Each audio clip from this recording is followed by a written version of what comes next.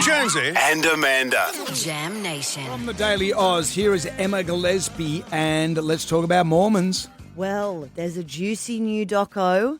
Is this part of the, because just to set the scene here, Mormons seem to be in popular culture a lot at the moment. There's one of the women, the housewives of wherever, Salt Lake City on yep. Dancing with the Stars. Yep. There's Mormon Wives, a reality show. Book of Mormon. Yep, there's the trad wife movement on social media, which is this kind of really nicely PR packaged up version of Mormonism, I suppose, that goes back to the traditional family values of, women making bread from scratch on the farm. And dressing appropriately in farm clothes and things. Yes, all of that. And here we've got Heather Gay, who is a personality from the Real Housewives of Salt Lake City, here to shatter the mirage with this documentary, this 3-part series called Surviving Mormonism.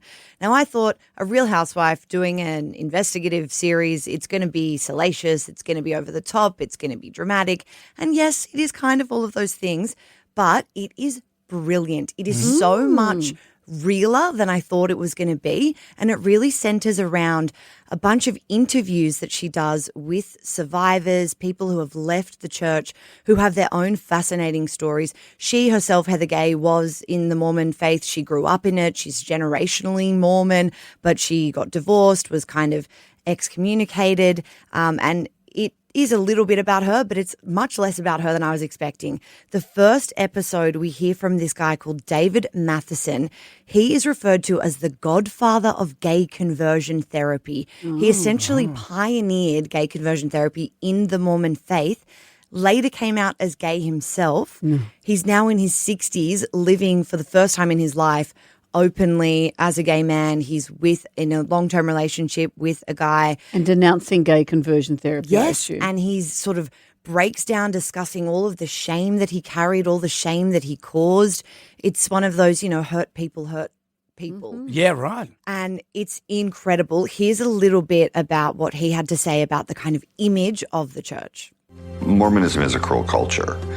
What's weird about Mormonism is that it's the kindest cruel culture there ever was, because it does feel like a plushie toy on the outside, but there's a knife in it.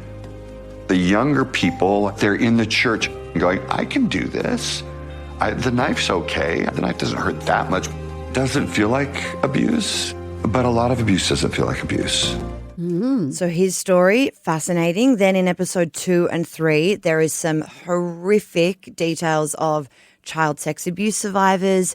And I guess the through line is how the church is systematically built to protect its image, to protect its senior leadership, much more prioritized than protecting the children. So the church is the most important thing. The children are second to that. There's this hotline that people in the church can call to discuss alleged abuse. And this hotline is run by dozens of lawyers. So the church employs a whole legal department, and they are the people that handle the alleged abuse. There's no focus on sensitivity. It's all about, all right, how do we protect the alleged abuser? How do we help them to repent and move forward? And make this go away. Yes, and there is no accountability. There is no obligation to report it on to law enforcement, to police.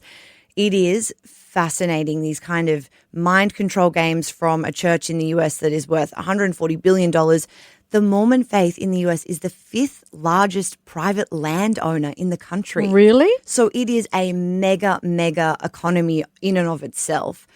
It was just really, really interesting. I think at a time when there is so much, trivialization of this church and how we're seeing it play out on social media.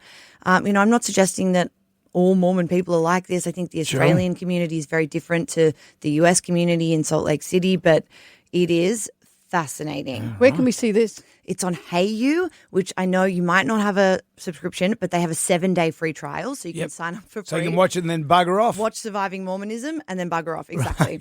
I'm sure they wouldn't want that. That's the ad campaign right Lucky there. Other churches don't have these sort of things, That's Em. how you know it's a real endorsement. Yeah, that's a real endorsement. Thank you, Em. Thanks.